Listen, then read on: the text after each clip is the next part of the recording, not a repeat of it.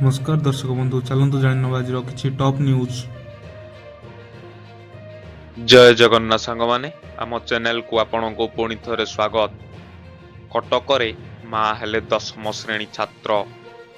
କଟକ ଜିଲ୍ଲା ମାଣିଆବନ୍ଧ ଥାନା ଅନ୍ତର୍ଗତ ଖୁଣ୍ଟକଣ୍ଟା ଅଞ୍ଚଳରେ ଜଣେ 14 ବର୍ଷୀୟ 10ମ ଶ୍ରେଣୀ ଛାତ୍ରୀ ବଳାତ୍କାର ଶିକାର ହେବା ପରେ ଏକ ପୁତ୍ର ସନ୍ତାନ ଜନ୍ମ ଦେଇଛନ୍ତି।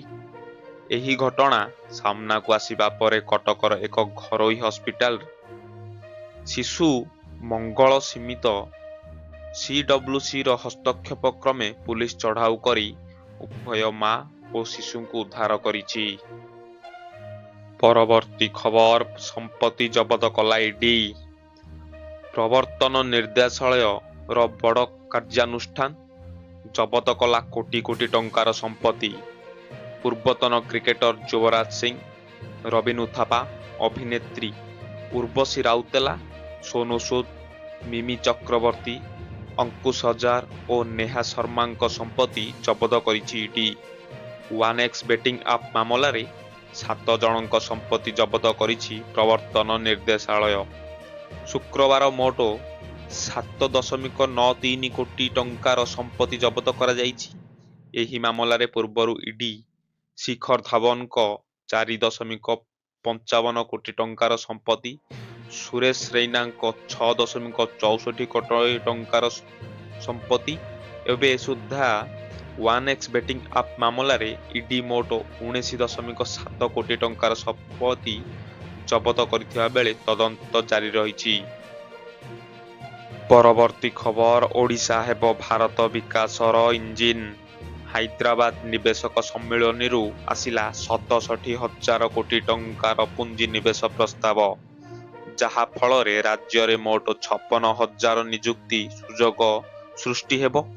ହାଇଦ୍ରାବାଦରେ ଅନୁଷ୍ଠିତ ହୋଇଥିବା ଇନଭେଷ୍ଟର୍ସ ମିଟର ରାଜ୍ୟ ସରକାର 13ଟି MOU ସ୍ୱାକ୍ଷର କରିଛନ୍ତି। ଏହି କମ୍ପାନୀଗୁଡ଼ିକ ରାଜ୍ୟରେ 27,650 କୋଟି ଟଙ୍କାର ପୁଞ୍ଜି ନିବେଶ କରିବେ ଓ 15,905 ନିଯୁକ୍ତି ଉପଲବ୍ଧ କରାଇବେ। ଏହା ବ୍ୟତୀତ ସରକାର 39,131 କୋଟିର ନିବେଶ ପ୍ରସ୍ତାବ ପକାଇଛନ୍ତି, ଆଉ ଏହା ରାଜ୍ୟରେ 40,000 ନିଯୁକ୍ତି ସୃଷ୍ଟି କରିବ। ପରବର୍ତ୍ତୀ ଖବର, ରାଜଧାନୀରେ କମୁନି ପ୍ରଦୂଷଣ। ଅସହ୍ୟ ହେଲାଣି ଦିଲ୍ଲୀର ବାୟୁ ପ୍ରଦୂଷଣ। ଆଖି ଯୁଆଡ଼େ ପଡୁଛି ସେଠି କେବଳ ଧୂଆଁ ଧୂଆଁ। ଦିନ 12ଟା ବି ସନ୍ଧ୍ୟା 6ଟା ପରି ଲାଗୁଛି। ଦିଲ୍ଲୀରେ AQI ସ୍ତର ଏତେ ଖରାପ ସ୍ତରରେ ପହଞ୍ଚିଛି ଯେ ଯାତାୟାତଠୁ ଆରମ୍ଭ କରି ଶ୍ୱାସକ୍ରିୟା କଷ୍ଟକର ହେଲାଣି। ସ୍ଥିତିକୁ ଦୃଷ୍ଟିରେ ରଖି 10,000 ଶ୍ରେଣୀ ଗୃହରେ ଏୟାର ପ୍ୟୁରିଫାୟର ଲଗାଇବାକୁ ଦିଲ୍ଲୀ ସରକାର ନିଷ୍ପତ୍ତି ନେଇଛନ୍ତି। ପରବର୍ତ୍ତୀ ଖବର, ବିବାହ କଲେ କି ରଶ୍ମିକା ବିଜୟ। ଦକ୍ଷିଣ ଭାରତୀୟ ସିନେମାରେ ରଶ୍ମିକା ମନ୍ଦନା ଏବଂ ବିଜୟ ଦେବରକୋଣ୍ଡାଙ୍କ ଯୋଡ଼ି ବହୁତ ଦିନ ଧରି ଚର୍ଚ୍ଚାରେ ରହିଛି। ଦୀର୍ଘ ଦିନ ଧରି ଗୁଜବ ରହିଛି ଯେ ସେମାନେ ରିଲେସନଶିପରେ ଅଛନ୍ତି ଏବଂ ଆସନ୍ତା ବର୍ଷ ଫେବୃଆରୀ 2026ରେ ବିବାହ ବନ୍ଧନରେ ଆବଦ୍ଧ ହୋଇପାରନ୍ତି। ଦୁହିଁଙ୍କ ଫଟୋ ଆଜି ସୋସିଆଲ ମିଡିଆରେ ଭାଇରାଲ ହୋଇଛି, ଯାହା ସେମାନଙ୍କ ମଧ୍ୟରେ ଥିବା କେମିଷ୍ଟ୍ରିକୁ ଦେଖାଯାଉଛି।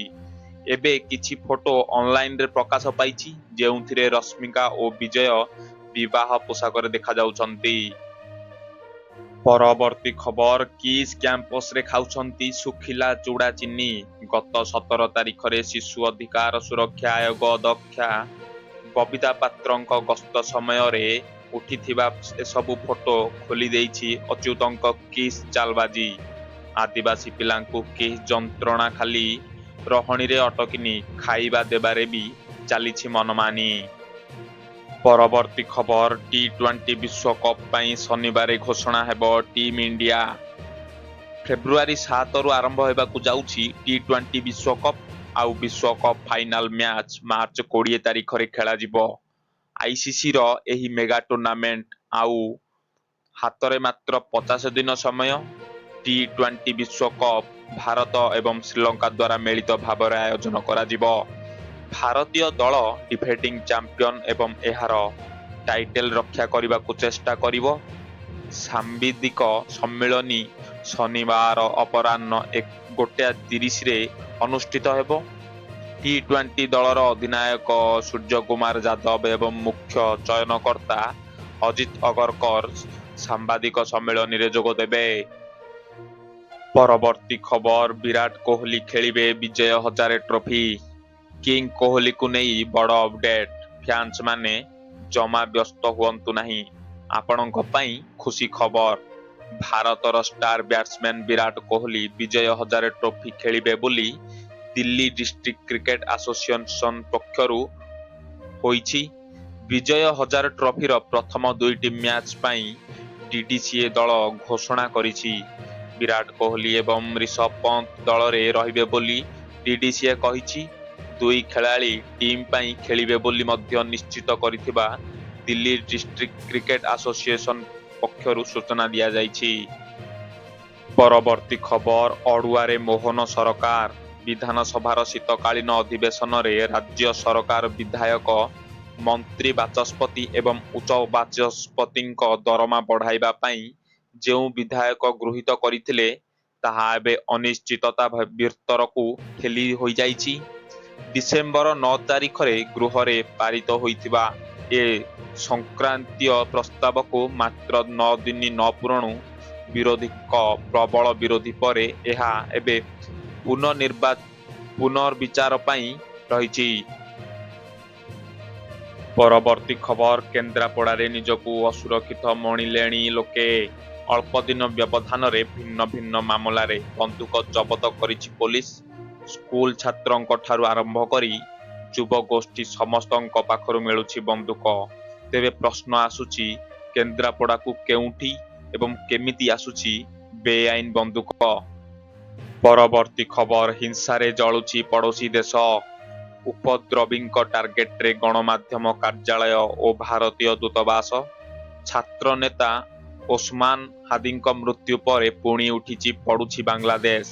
ସେଠାରେ ରହୁଥିବା ଭାରତୀୟଙ୍କ ପାଇଁ ମାର୍ଗଦର୍ଶିକା ଜାରି କରାଯାଇଛି। ପରବର୍ତ୍ତୀ ଖବର ଭାରତରେ ଲଞ୍ଚ ହେଲା ଗୁଗଲର ପ୍ରଥମ କ୍ରେଡିଟ୍ କାର୍ଡ। ଭାରତୀୟମାନଙ୍କ ଜୀବନକୁ ଆହୁରି ସହଜ କରିବା ପାଇଁ ଗୁଗଲ ନୂଆ digital credit card flex by Google pay launch କରିଛି। ଏହା ରୂପେ ନେଟୱାର୍କ ଉପରେ ଆଧାରିତ ଏବଂ ସମ୍ପୂର୍ଣ୍ଣ ରୂପେ ଗୁଗଲ ପେ ଆପ୍ ଭିତରେ ଇଣ୍ଟିଗ୍ରେଟେଡ୍। ଏହି ବ୍ରାଣ୍ଡ ଅଧୀନରେ ପ୍ରଥମ product Google pay flex Axis bank credit card Axis bank ସହିତ ଭାଗିଦାରୀରେ ଲଞ୍ଚ ହୋଇଛି ଏବଂ ଏହା ସିଧା ଗୁଗଲ ପେ ଆପ୍ରୁ ଉପଲବ୍ଧ ହେବ।